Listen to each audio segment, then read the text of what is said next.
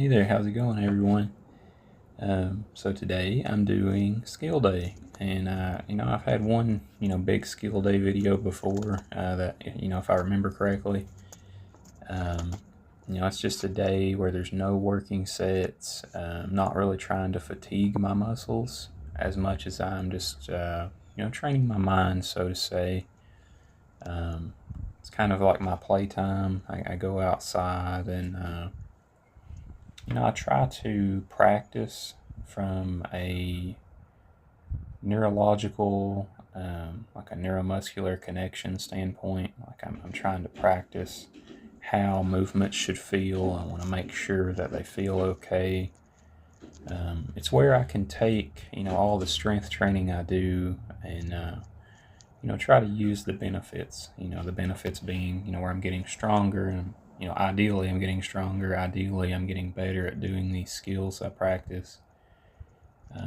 Skill day is just a day where I can really focus in on those skills. I don't have to worry about, trying to grind out some strength training sets or anything. But yeah, just in case you're not familiar with what I mean by skill day, that's what I mean by skill day. Today, to touch on the weather, it's not rainy like it was in the last video. It's sunny, but it is, kind of windy and cold, and it looks a lot warmer than it is. I think we are in the low 30s Fahrenheit, so around 0 degrees Celsius here in East Kentucky. I will make an admission, or I will admit something. I kind of messed up. I done a big no-no that I would get onto myself for. I'm always talking about warming up really good and making sure that you're loosened up, making sure everything is good to go. And I'm not real sure what distracted me today. I think it was a trash pickup day. I'll use that as an excuse. So I was thinking about not leaving my camera stand over next to the road when the garbage truck came by, because obviously I wouldn't want the trash guys to pick up my camera stand thinking that I was trying to dispose of it. So that's my excuse. But what I'm getting at is I done this loosen up and this stretch out that you see me doing here, but I forgot to do the thing you see now, which is the 6-rep warm-up with a band. I forgot to do that, and even though these clips are in order, it's not actually how it happened in real life. I started doing some freestanding handstand, and I actually had a pretty great handstand today, but it was before I had done this 6-rep warm-up. So I'd get onto myself. That's a big no-no. Speaking to myself here, ideally, other people can learn from my mistake. Always make sure you warm up really good. Always make sure everything is, in fight or flight mode. Everything is ready to go and be strong. Don't skip your warm ups. They like I said, they get your body in fight or flight mode, but they get your mind in fight or flight mode. They get you, like your attitude, like what you're doing. You're in the groove, so to say. But more importantly, they decrease your chances of injuring yourself. They decrease chances of you pulling muscles, straining ligaments and tendons. But I kind of messed up today. Like I said, I think I was distracted. I was thinking about something else, and I didn't do this 6-rep warm-up with the band that you see me doing right now until after I done the handstand. Thankfully, I caught my mistake before I got into some of the more challenging exercises. I didn't hurt myself, which it's not to say if you do skip all the warm-ups, if you don't warm up as thoroughly as I do, that's not to say that you're guaranteed to injure yourself or anything. But I do really like warm-ups, and I think they decrease our chances of becoming injured, and they also make us stronger. that's something I've observed for myself, and that's also something I've had healthcare professionals remind me of at several points throughout my training. And I've been training for about 15 years now.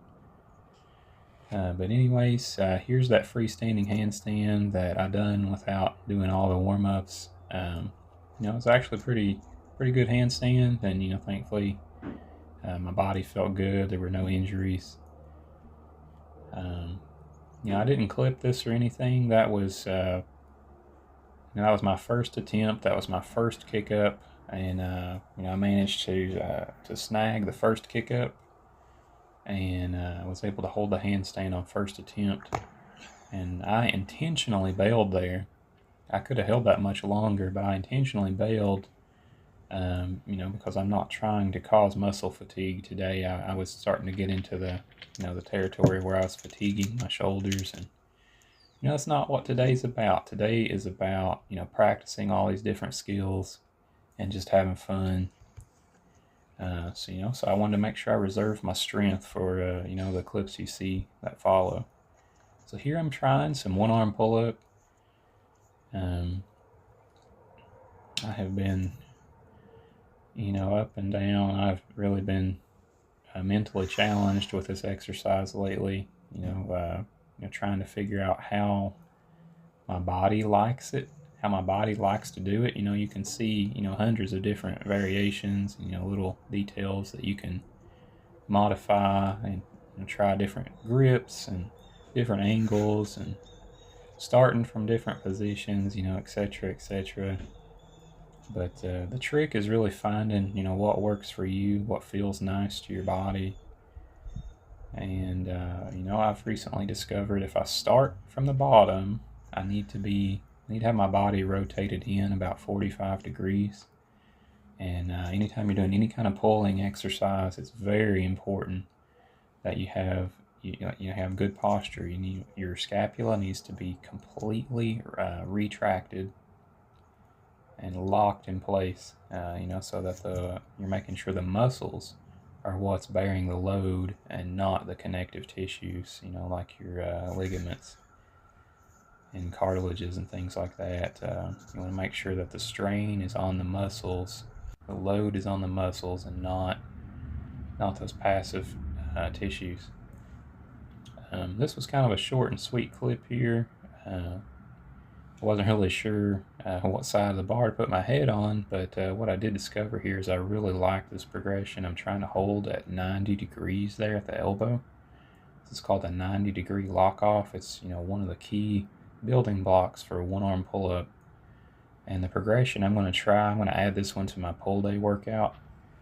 I'm going to progressively take away fingers on the assisting hand, until I can get down to holding that 90 degrees with one finger on the assisting hand, ideally for about 5 to 10 seconds. But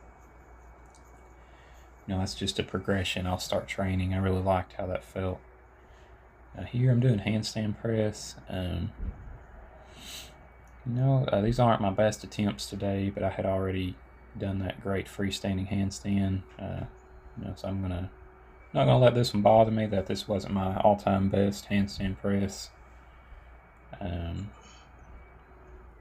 But I still felt pretty comfortable up there on those parallettes. You hear that trash truck in the background.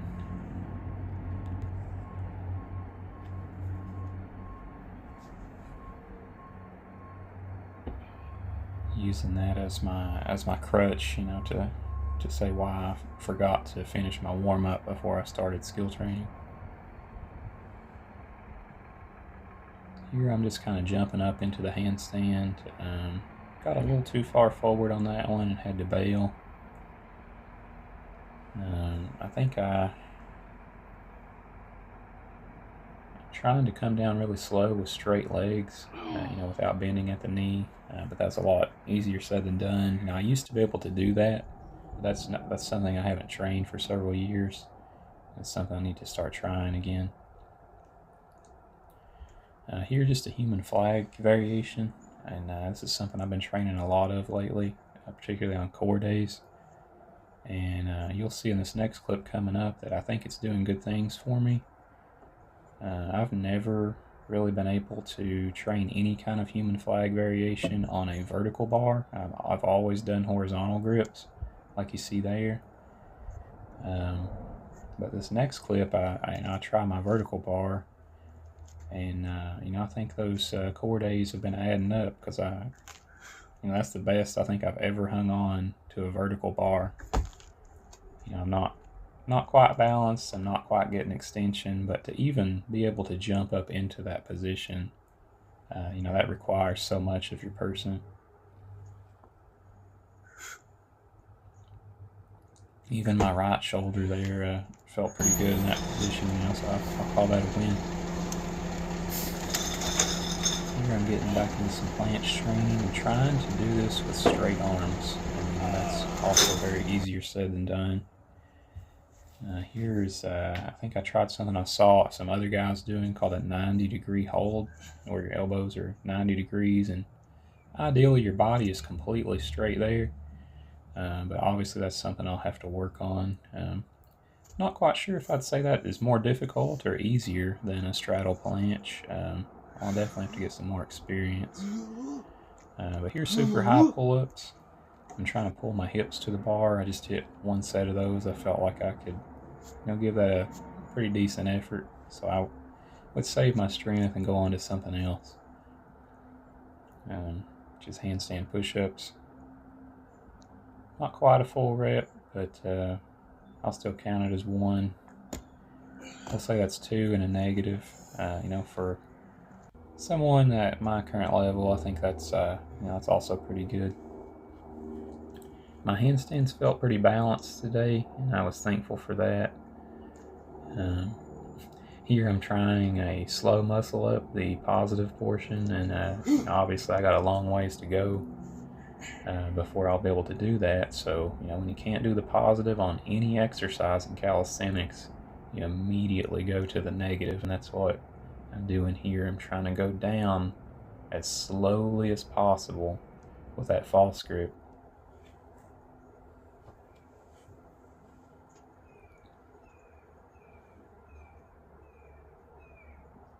Give that one more attempt, I believe. This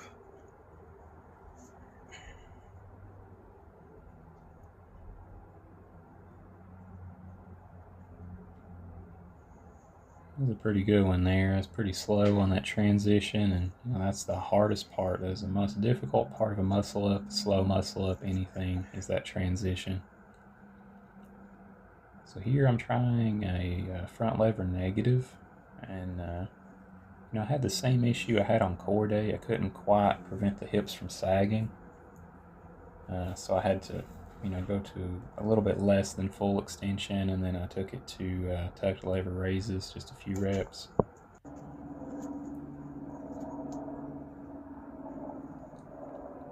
See, I can hold this, it's not fetal, and it's nowhere near full extension, but I can hold that for a few seconds, so I'll just have to keep, trying that. Might need to add that exercise, particularly to core day.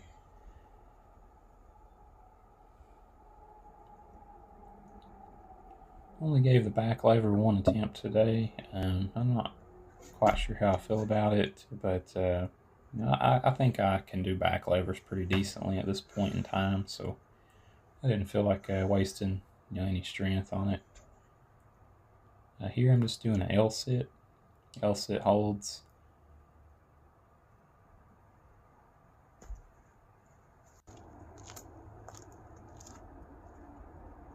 Here you can see I'm holding up 5 fingers because I'm going to try 5 bar muscle ups. This is at the end of my skill day training, so I wasn't really sure if I was going to get them or not. Got a little bit of chicken wing going on that left side. Maybe if I try these earlier in the workout, I could not do that. But that's something I feel like I struggle with, and something that I definitely need to start working on. It's not a real bad chicken wing, but any chicken wing at all is not correct form. But I did manage to hit those 5 muscle ups, and that was where I drew the line for today. here I'm just stretching out. There's a pullover. You can consider that a skill as well. I think pullovers, at least for myself at this point in time, at this point in my training, I feel like they're pretty easy, so I don't really train those anymore. I think they're just, if you can't do muscle up, try to do some pullovers. You can find some progression videos for those on YouTube. But that's pretty much how my skill day training has went. Like I said, the big things to focus when you're doing a pull exercise is make sure your scapulas are retracted and they're locked in place. Like, do not let them move throughout the range of motion. It's just kind of human nature when we start getting tired, to kind of slouch and kind of hunker down and tuck our chin and stuff. But that's not always good for our body. That's good. Maybe if we're in a fight, it's good to kind of hunch over and tuck your chin. But when you're doing calisthenics, that is not good, because you want to make sure those scapulas are down and locked, and that way we know the muscles are doing the work for us. But anyways, let me know if you have any questions or if you'd like to make suggestions, and you guys have a great day. Bye-bye.